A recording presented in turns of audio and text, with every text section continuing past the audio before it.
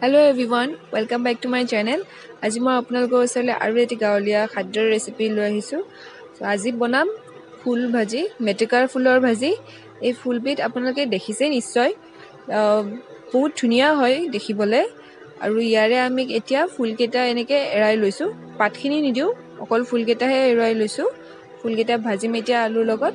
আপোনালোকে সম্পূৰ্ণ ভিডিঅ'টি চাই থাকিব। আৰু ৰেচিপিটো যদি ভাল লাগিছে লাইক কৰিব, শ্বেয়াৰ কৰিব, ছাবস্ক্ৰাইব কৰিবলৈ নাপাহৰিব।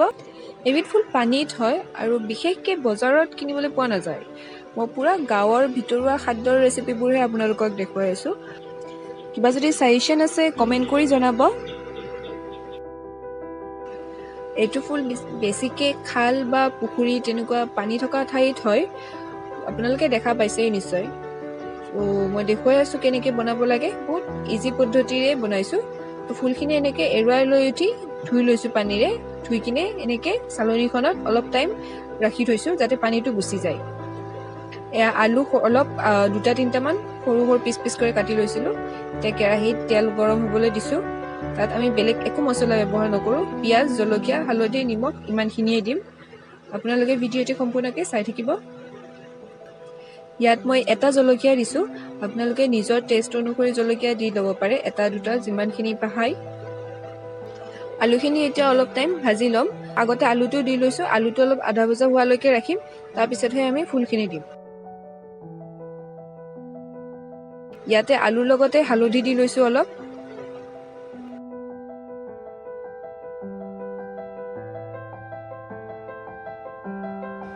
এতিয়া আমি ইয়াত ফুলখিনি দি দিছোঁ, গোটেইখিনি ফুল একেবাৰতে দিয়া নাই, অলপ অলপকৈ দি দিছোঁ।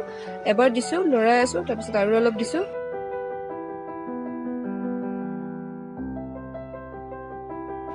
গোটেই ফুলখিনি এতিয়া অলপ টাইম আমি এনেকৈ লৰাই থাকিব লাগিব যাতে হালধিটো হালধি তেল গোটেইখিনি ভালকৈ লাগি যায়।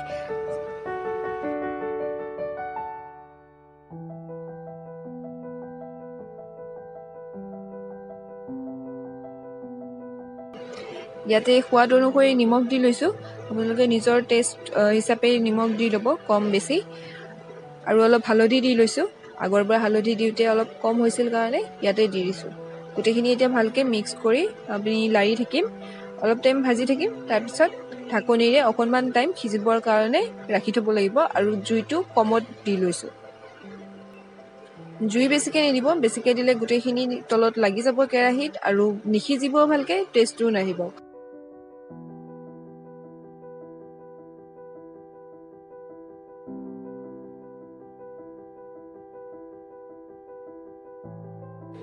এয়া ঢাকনি গুচোৱাৰ পিছত এইখিনি হৈয়ে গৈছে প্ৰায়, আৰু অকণমান টাইম আমি ভাজি থাকিম ড্ৰাই ফ্ৰাই হোৱালৈকে। ফুলটো পানীত হয়তো সেইকাৰণে পানী পানী হৈ থাকে অলপ, ড্ৰাই ফ্ৰাই হোৱালৈকে আমি ৰাখিব লাগিব। ভাজিৰ দৰেকৈহে বনাব বিচাৰিছোঁ যেতিয়া, আৰু টেষ্টটো ড্ৰাই ফ্ৰাই হ'লেহে আহে।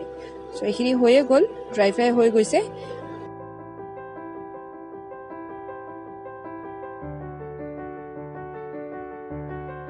আপোনালোকেও এনেকৈ খাই চাব, টেষ্টি হয়। আৰু ভিডিঅ'টি যদি ভাল লাগিছে লাইক কৰিব, শ্বেয়াৰ কৰিব, ছাবস্ক্ৰাইব কৰিব আৰু কমেণ্ট কৰিবলৈ নাপাহৰিব।